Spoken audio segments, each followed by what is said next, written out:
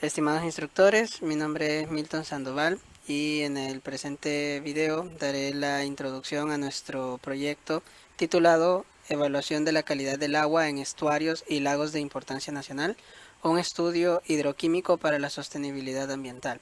Los integrantes de este grupo son Mónica Gabriela Pacas Mejía, que es del grupo del miércoles, mi persona Milton Antonio Sandoval y mi compañera Patricia Stephanie Arias Orellana, que es del grupo jueves.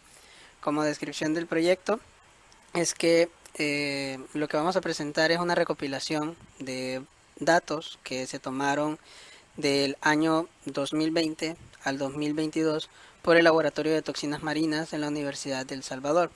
Esto con el objetivo de monitorear la calidad del agua en cuerpos de agua que representan una gran importancia para la biodiversidad, economía y calidad de vida a nivel nacional.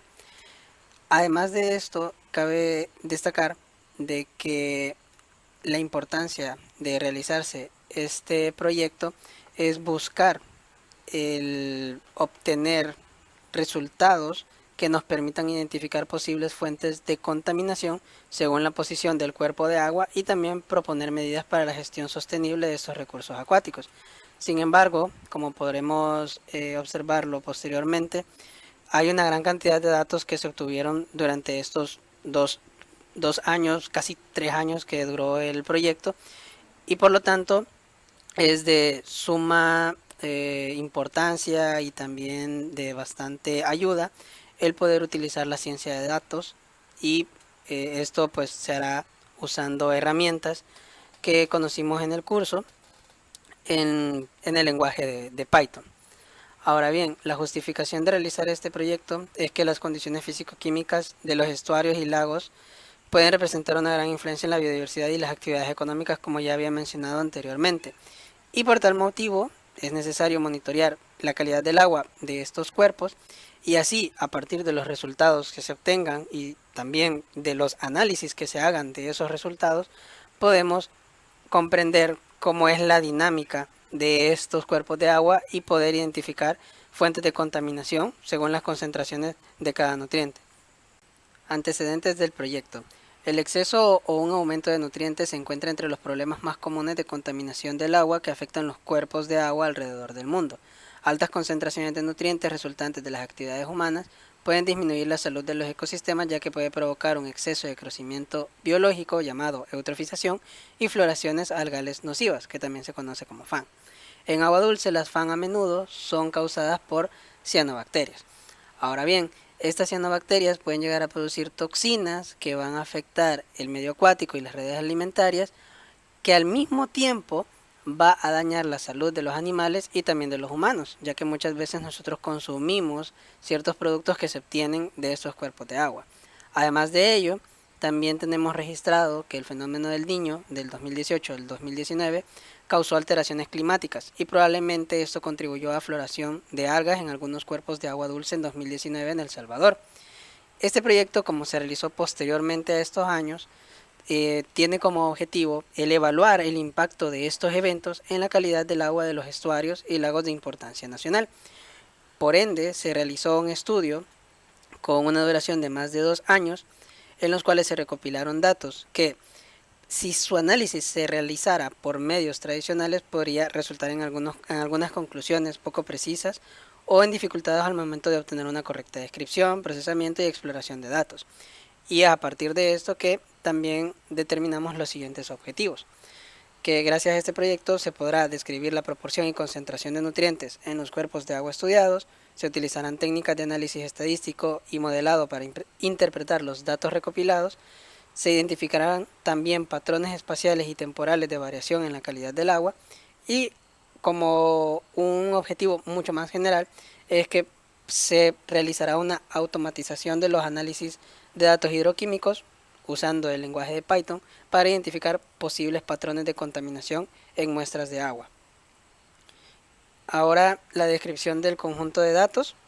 Como se podrá observar, vamos a trabajar con una tabla de datos de calidad de agua que se habrán recopilado durante un monitoreo que desarrollamos entre febrero de 2020 y octubre de 2022 en el Laboratorio de Toxinas Marinas de El Salvador en la Universidad de El Salvador. Y en esta tabla vamos a presentar las siguientes columnas que son para el análisis de todos estos datos. Tenemos el número correlativo, el sitio de muestreo que hace referencia al lugar de donde se tomó la muestra, la coordenada, el tipo de muestra, si es de agua dulce o salobre, la fecha que nos permitirá a nosotros poder ordenar las muestras, la profundidad, que estas fueron dos profundidades fijas en las cuales se tomaron las muestras en cada cuerpo de agua, y el ABS, que es una medida que se utiliza para obtener la concentración de distintos nutrientes. En este proyecto se analizaron concentración de fosfato, de amonio y de nitrato. Soy Mónica Pacas y yo continuaría hablando sobre el preprocesamiento de datos. Antes de eso, instalamos e importamos las librerías necesarias. Además, importamos esta biblioteca para acceder a Drive y poder llamar al archivo y convertirlo en un data frame para trabajar con él. Entonces, lo primero que hicimos fue explorarlo dentro de Python y vemos las columnas que se describió anteriormente, pero podemos observar que hay algunas que no tienen ningún dato y presentan datos nulos. Entonces, para evitar que nos perjudicaran, borramos estas columnas sin datos, a excepción de la de coordenadas, ya que esta sí la podremos llenar más adelante con los datos necesarios. Además de esto, como tenemos una columna de fecha, utilizamos este código para que el formato que tenga lo pueda leer Python correctamente y que no se lea como otro tipo de dato. Luego verificamos qué otros datos podrían presentar anormalidades. Desde aquí podemos ver que el número mayor de datos es 2519, entonces presentamos 2519 registros, pero no todas las columnas presentan esta cantidad de datos. Entonces empezamos con la búsqueda de datos faltantes o datos tipo NaN. Y podemos observar que el número correlativo hacen falta datos también en sitio de muestreo. En coordenada, como mencionamos anteriormente, faltan todos los datos porque se ingresarán hasta después. En fecha también presentamos algunos datos faltantes en profundidad. Estos otros códigos nos sirvieron para revisar el tipo de datos que presenta cada uno junto con estos datos faltantes para poder explorarlos mejor. Entonces procedimos a eliminar los datos que no se podían recuperar.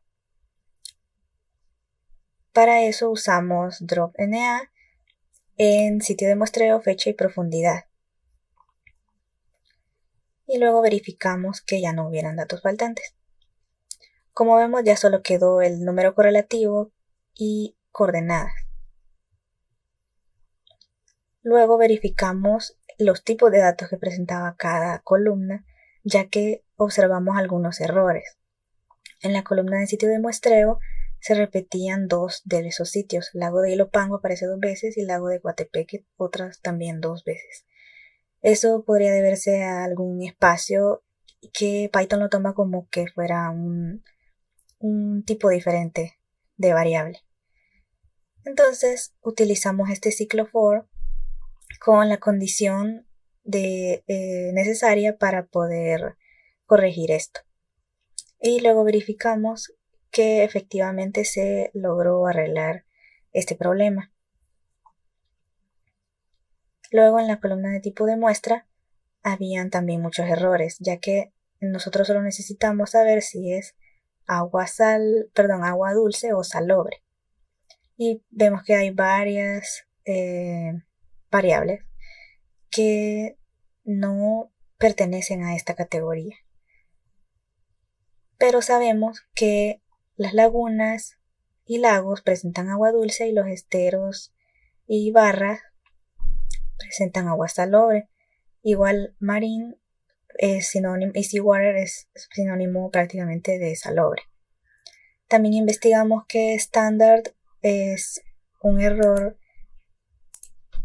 pero los datos que presentaban estas variables eran estero y barra. Entonces utilizamos un ciclo for parecido al anterior con condiciones para poder reemplazar esos nombres que aparecían. Entonces, si la categoría presentaba, utilizamos la columna de sitio de muestreo y la condición era que dijera barra o estero para colocar o reemplazar la categoría a salobre. Y si no era este el caso, si decía lago o laguna, se cambiaría a dulce. Y aquí podemos verificar que se logró cambiar estos datos. Y finalmente, agregamos estos datos faltantes que eran las coordenadas. Se investigaron las coordenadas de los puntos donde se realizó el muestreo en cada sitio, que era un punto específico en cada cuerpo de agua, y se importó Shapely Geometry Point para poder darle el formato necesario para que Python lo reconozca como un punto y no como un string u otra cosa. Se crearon variables con cada punto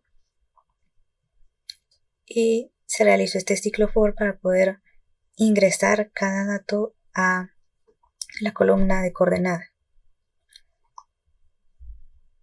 Entonces, aquí también utilizamos la columna de sitio de muestreo para que Python pudiera buscar entre el texto si decía Ilopango, Coatepeque, Jaltepeque, Chamico, Santiago o Lomega, para poder ingresar las coordenadas correctas a cada fila. Y aquí podemos verificar que sí lo ingresó. Bien, ahora para proseguir continuaré yo. Mi nombre es Patricia Estefanía Arias Orellana y ya una vez establecido las coordenadas geográficas como en el formato de puntos para que el programa lo pueda ir leyendo, se procede a la visualización en el mapa. Para ello primero es necesario crear una data frame con el formato geografía, entonces en este caso es un geodata frame. Para ello se establece el CRS. Este es un sistema de números que definen la ubicación sobre la superficie de la Tierra. En este caso, como los puntos que tenemos son latitud y longitud, ya se define dónde está el norte, el sur, el este y el oeste. En este sistema que tenemos aquí, el 4326, de acuerdo al EPSG, corresponde al sistema convencional WGS84, que es el mismo nivel en cartografía que se utiliza para representar los puntos que se van a ubicar en la esfera terrestre. A continuación se llama la función de GeoPandas para ver qué datasets tiene disponibles para ver con cuál vamos a trabajar. En este caso se decidió utilizar el Natural Earth-Lowers y es el que se utilizó a continuación. En este caso se estableció que se iba a trabajar con el mapa de El Salvador porque es aquí donde se realizó la investigación en este proyecto. Y luego se establecieron todo el formato para el mapa que íbamos a crear. En este caso que fuera de color blanco, que tuviera los bordes de color negro. Y luego se establecieron el formato de las etiquetas, que en este caso fueron de color roja. Y ya después se llama la función para que me muestre las coordenadas más bien. Y las coordenadas que ya tenía anteriormente con el formato en puntos, me las trae aquí ya de un solo. Y le pido que me haga la etiqueta dependiendo todos los puntos de los sitios de muestreo. Y ya aquí me muestra el mapa. Con el preprocesamiento de los datos, nosotros ahora sí podremos realizar el cálculo de concentraciones de las muestras y así vamos a evitar cualquier error que pueda generarnos datos incorrectos. Primero vamos a utilizar un archivo Excel en el cual vamos a llamarlo por la función de pd.readExcel, ya que este documento nosotros lo trabajamos con 2 hojas, pero solo vamos a utilizar una. Además de esto, vamos a agregar aquí 2 variables que van a estar guardando las listas de las columnas que nosotros vamos a querer utilizar. A continuación vamos a realizar una función for para poder generar una regresión lineal para cada conjunto de datos y también generar así los gráficos. Vamos a tener también una variable a la cual le vamos a llamar stat, que es la que nos permitirá ir guardando los estadísticos, y dentro de la función for vamos a utilizar los parámetros xcall y ycall para poder utilizar estas listas, y vamos a tener nuestro x y nuestro y. Vamos a generar nuestro modelo de regresión lineal, vamos a ajustar el modelo con los datos. Posteriormente a esto vamos a generar unas variables que nos permitirán obtener la pendiente y la intersección, que esto se va a utilizar posteriormente para calcular las concentraciones, y también vamos a necesitar calcular el coeficiente de determinación, que es si este es suficientemente alto para calcular las concentraciones, que normalmente tiene que ser mayor a 0.99.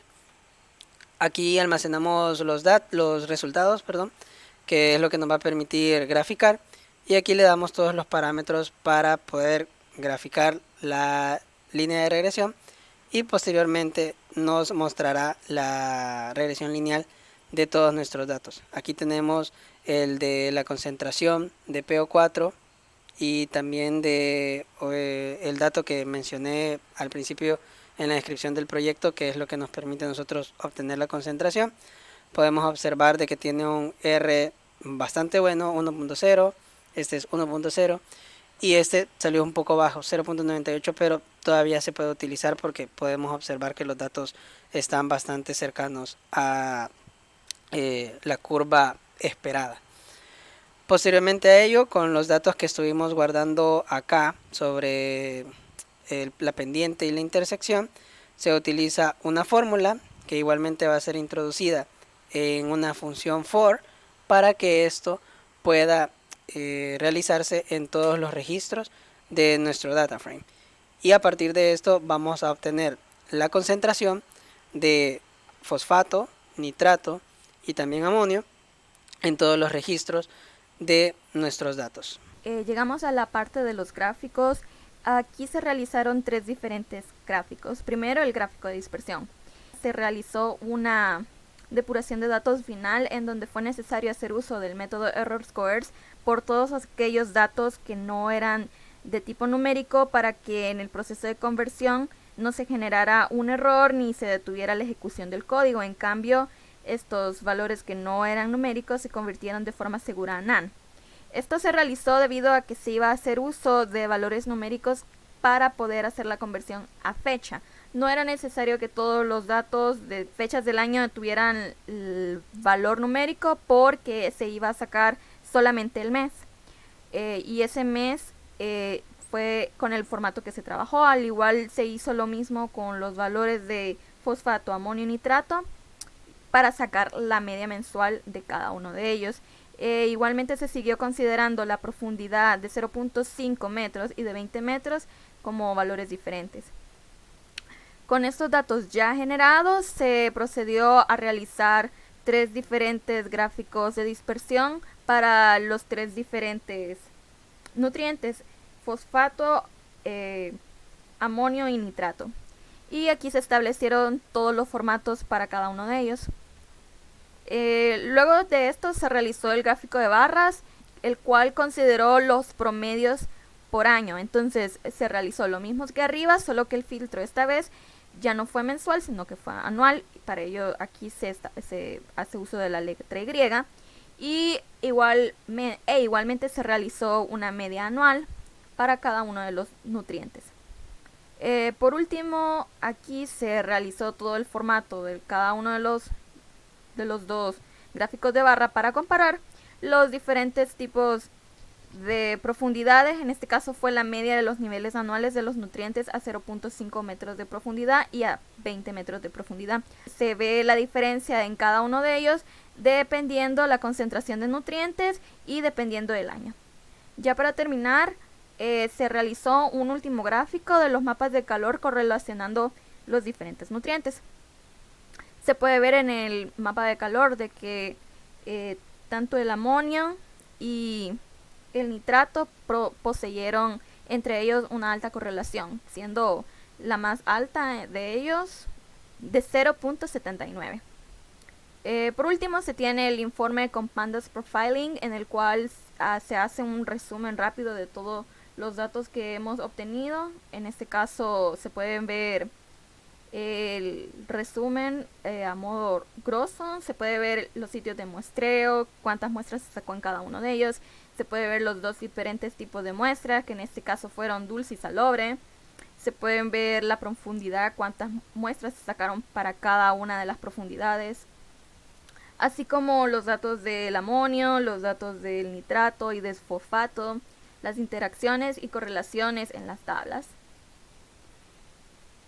Y bueno, en la descripción de datos obtenidos, la base de datos originalmente presentaba varios errores y datos faltantes que dificultarían el análisis inmediato de los mismos.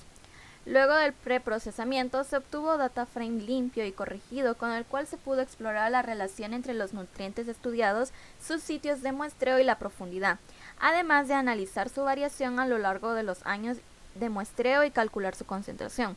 Se concluyó que a lo largo de los años en que se realizó el monitoreo, no se evidencia un cambio significativo en la concentración de los nutrientes medidos en los sitios de muestreos.